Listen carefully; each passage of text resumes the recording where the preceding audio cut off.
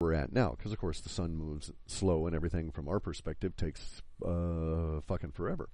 So here we are at this stage. We're getting the peak of the activity. Unlike standard academia's understanding of a bell curve and us being at the top of the bell curve, I don't see it that way. I think that the math tends to argue that the result would be much more like a reverse J. And so we'd reach this peak and then fall very rapidly into an equilibrium state as things adjust, absent the push of this intense level of energy. So it's very much like once you step 2 feet beyond the real ring of hot from the fire, you cool down fairly quick. And that's what I think is going to occur here. If that's the case, then we should see a fairly rapid return in stability.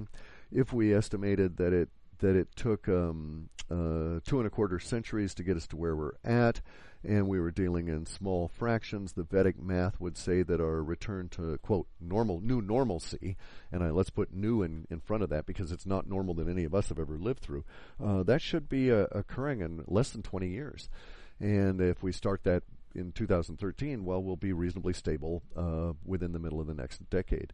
So that's good news for everybody that makes it that far, if I'm correct. And if I'm not there, or if I'm there and I'm wrong, you can come and kick my butt. That's just fine.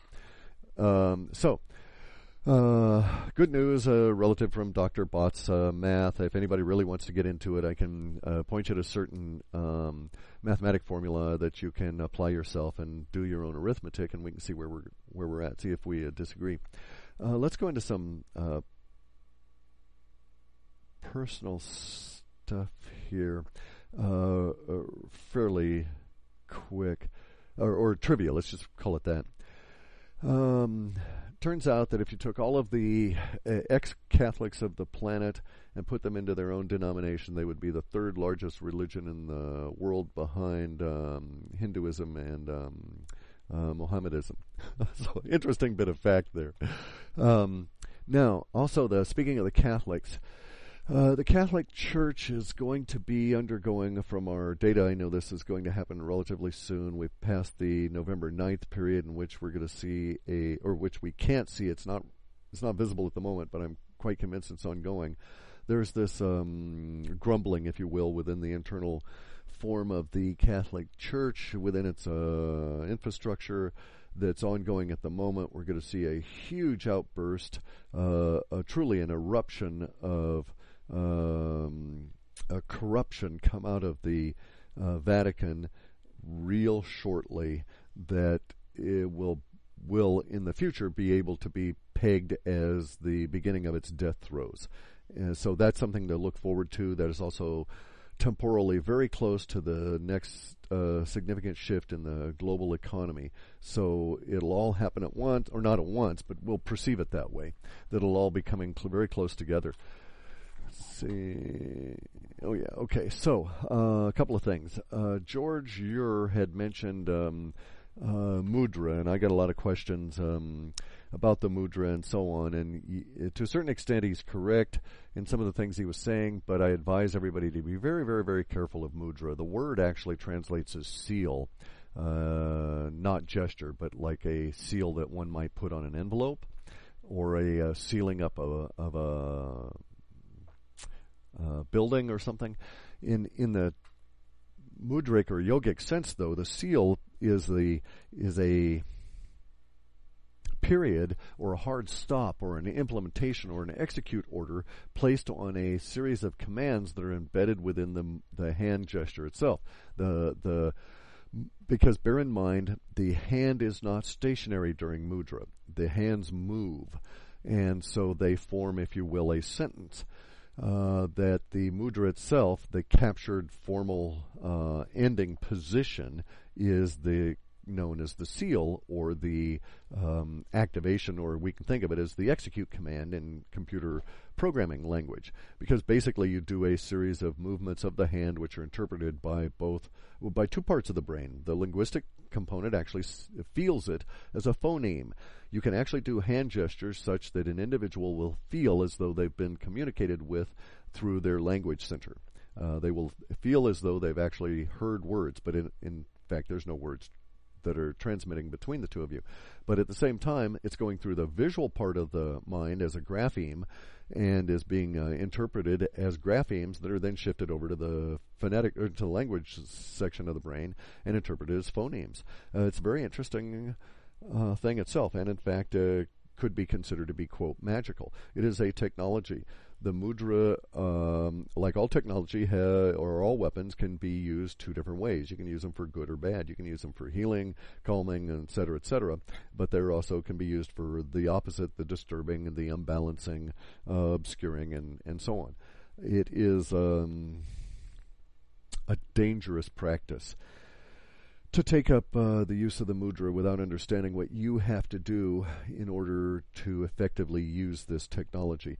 This is one of those things where a lot of people will do a lot of harm playing around with fire because they're unaware of the deeper implications of the mudra themselves, not only on others but on themselves, because bear in mind, you go through the process of, quote, casting a spell in the mudra in terms of sending out a command in the hand movements. But you must or should think about those because you're going to react to them themselves. You are part of the computer process that is programming the reality through the mudra. So be very, very, very, very careful. And most people are idiots and will get themselves into trouble with this. Now, let's shift from mudra to mood. So everybody who's on psychiatric meds and many people that are self-medicating, schizophrenics, heavy pot smokers, all of these kind of individuals, cocaine addicts, and so on, may be responding at some level to what could be considered to be a false emotion that is driving their behavior, and that behavior, the depression that leads them into taking the anxiety or the panic attacks or any of that leads them into taking the psychiatric medicines, may have at its core an actual amino acid deficiency. I know from personal experience these last 4 or 5 months that I've been that culminated just a couple of months ago and was actually very nice of universe to get me through that before I had to face the health issues with Kathy, and which also probably is pretty close to the same in the sense that she's also suffering some amino acid lacks. But in any event, so I know personally that the lack of these amino acids can cause the brain to experience emotions that are not valid, and you get into an emotional state that is self-reinforcing, and it affects your diet, it affects the further intake of the amino acids, and so on. Also, being a vegetarian, this places a greater, basically a vegan, it places a greater degree of emphasis on these essential amino acids and the non-essentials. So here's what I need to say, and a lot of the stuff I'm going to tell you can be found in a much more coherent and cogent form in a book called The Mood Cure, or Mood Cure. It's a really good book. It's written by a woman who's had some experience with it. She lays it out for you in a very straightforward way with lots of case studies, and there's even little questionnaires so that you can find out where you fit within this. But basically, here's what we're looking at. 100 and some odd years ago, a wild turkey would have 18 to 40% more tryptophan in it, which is an essential amino acid for humans, and is a neurotransmitter and helps maintain mood stability. And so if you shot and ate that turkey, you'd get enough tryptophan, and you'd be able to build that in your body. These days, farm-raised birds do not have the tryptophan levels that they used to. They, in fact, may be virtually tryptophan-free insofar as their wild cousins from a couple of hundred years ago.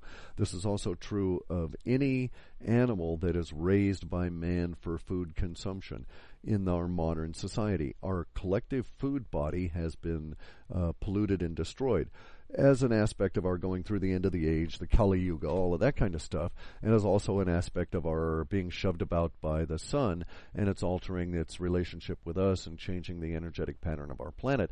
All of this stuff is expected. So, the Mood Cure relates the human body to its emotional state, to the amino acids that provide it, the basic neurotransmitters that allow that mood to exist. and we find, for instance, that here's a real good example, and this is a solid, concrete example that I personally have suffered, as does Einstein. Now, Einstein never wore socks. Well, I used to wear socks. I had no problem with it. And at some point in the past 25 years, say 1999 or so, I got to the point where I could not. And I didn't understand it. It crept in on me. I just stopped wearing them, and it was no big deal. I never really, because of everything else that was going on, it was so trivial that I never really stopped and examined its import in my life. But it altered my life over these past 12, 13 years. You know, you'd get cold toes and so on, but that really wasn't the issue. It was that I couldn't stand the pressure of the socks on my legs. Aha, I say now, because that is a sure sign of a deficiency in a necessary amino acid called L-methionine. L-methionine provides vein support. It allows you to grow good veins. As a side effect or a side component to not liking to wear socks, I had also started to develop varicose veins. You've developed, if this is your situation, you'll notice that as a male that these varicose veins are appearing on the inside of your knees, in that area, or in other sensitive, thin-skinned areas and joints. You might get a little bit of varicose veining in the ankles or up in the hips. Well, it's an L-methionine. It was, in my case, a shortage.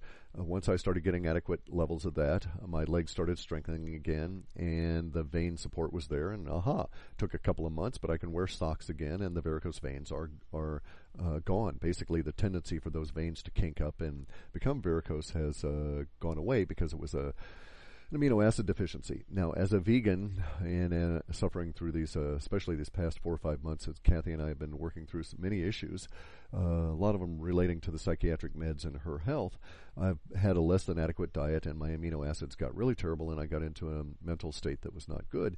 And it wasn't that, I'm sure my thinking was also affected, but it was primarily hormonal or emotional. And so once I get my amino acids or get my meds adjusted, I'm doing fine. Actually, as a side effect of this, I don't need as much of the THC for the arthritis. The arthritis does appear to be lessening, and so maybe that was also a side effect of years of a slow degradation of essential amino acids. Now, here's our problem. I'm not alone, and even if you're a meat eater, you're going to be suffering a lot of these effects because the meat you eat is polluted. Plus, you're taking in a lot of chemicals. If you're a standard sheeple or close to it in your diet, you're taking in a lot of chemicals that affect your ability to absorb the amino acids. So, for instance, if you have a too high of an omega-6 level, which is the case with almost anybody who doesn't consume fish all the time, and if you consume fish all the time, you're getting too much mercury, which leads to the same state. But without the omega-3 to omega-6 balance, you cannot effectively absorb essential fatty acids. Since your brain is almost a 100% essential fatty acid, this is a very key element for your mental health and your ability to navigate what we're going through.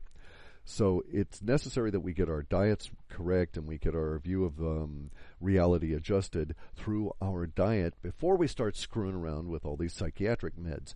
It is my